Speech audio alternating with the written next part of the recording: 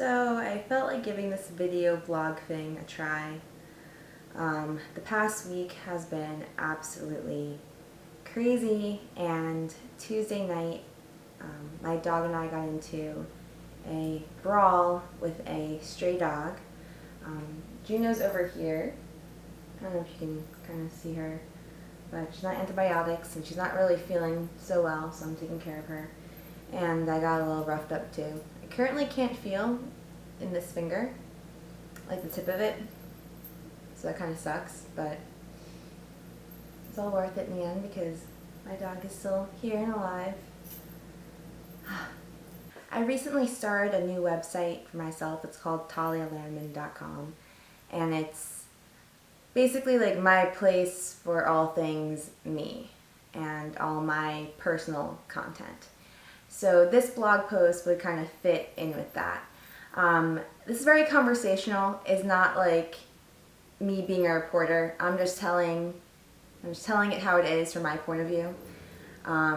So I kind of want to talk about last week, the SpaceX CRS-8 launch. Last Friday evening, on April 8th, SpaceX launched their Dragon cargo ship to the International Space Station. The 8th SpaceX commercial resupply mission carried nearly 7,000 pounds of supplies, science, and hardware to the astronauts aboard the space station. Dragon arrived safely Sunday morning. NASA arranged 2 days of events leading up to the CRS-8 launch. NASA's veggie experiment on the space station is developing a sustainable food source for astronauts to eat in space.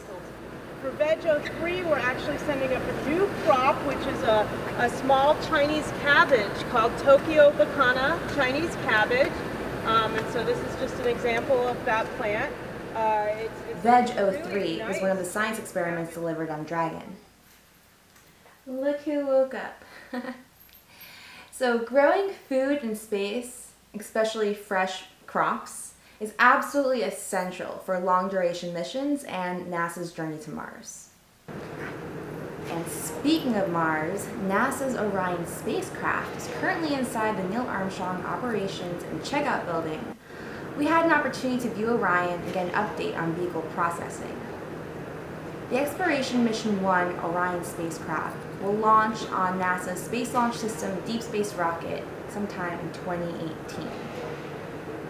On that mission, Orion will perform a flyby of the moon and travel nearly 40,000 miles beyond its orbit on a 3-week mission. Orion was kind of hard to see with all of the platforms around it. Right now, it's a honeycomb-like structure. The honeycomb is actually the pressure vessel, which is probably the most important part because that's the part that's going to keep you alive if you're traveling inside Orion. Eventually, it's going to be outfitted with its various hardware and components, and it will be ready for flight. In fact, this Orion will be human-rated, if I am not wrong. However, humans will not be flying on this Orion during the EM-1 mission. NASA held a science briefing later that day to discuss some of the experiments and science going up on the CRS-8 mission. Robert Bigelow from Bigelow Aerospace joined the conversation, and he talked about the Bigelow Expandable Activity Module, which went up on the CRS-8 mission, also known as BEAM. BEAM will be attached to the space station to study expandable space habitat technology and microgravity. So let's fast forward to launch day. Friday, April 8th. We arrived at the press site around, I want to say like 3:45 p.m. or so, and I had my laptop with me and I was frantically trying to export a video, a pre-launch video, in time before the launch happened. And my laptop ended up dying. The video was halfway exported and my laptop died. I ran around the press site frantically, trying to find someone who had a MacBook charger and then trying to find an outlet to charge my MacBook. Thankfully, I found a charger and an outlet, and I charged my MacBook and I got that video up within, I think maybe 7 minutes to spare before the launch. And by the time I was ready to, set my camera and everything for the launch, I realized all of like the good spots were gone. So instead of getting all crazy trying to get like the perfect, photo opportunity with that launch, I decided to do video instead. And it was kind of cool because I had my iPad going, I had my Nikon going, and then I was able to use my cell phone to take some video on Snapchat. So if you followed me on Snapchat, normally I don't post like the second the rocket launches, but this time I did. So that was sweet, and the video came out pretty nicely. So here's an example of what I see when I'm at the press site with these launches. 5, 4, 3, 2, 1. Engine ignition. Liftoff of the Falcon 9 rocket with science for today and for deep space exploration tomorrow. Falcon 9 is clear to heaven.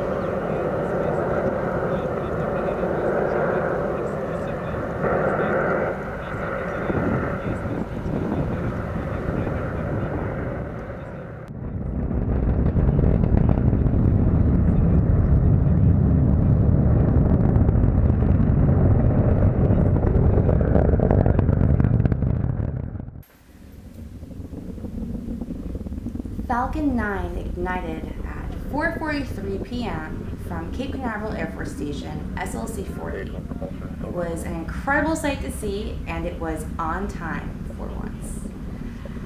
And then SpaceX did something really spectacular after that. They landed the first stage of the rocket on a floating drone ship out in the Atlantic Ocean. It took 4 attempts for SpaceX to nail it, and they finally nailed it. It's a complete game changer for the industry.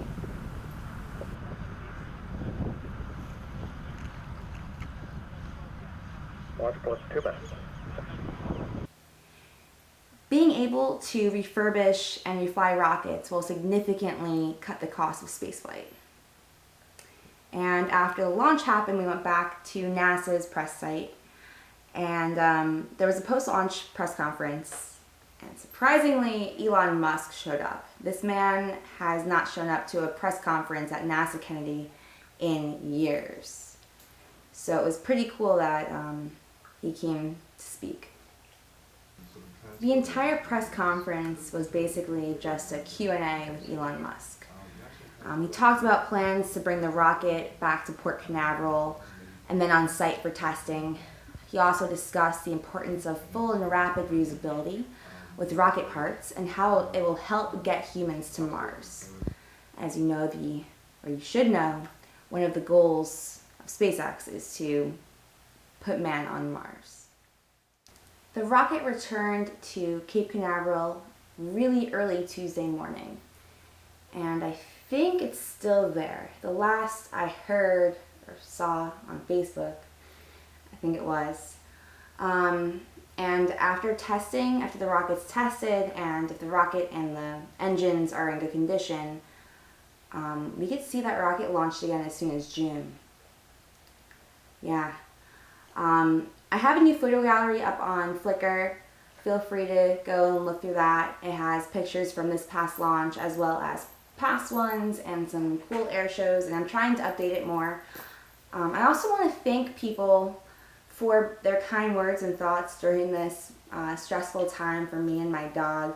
We got into that brawl on Tuesday night, and it was easily one of the scariest nights of my life. I really thought I lost my best friend, and I'm so thankful that she's still here with me today.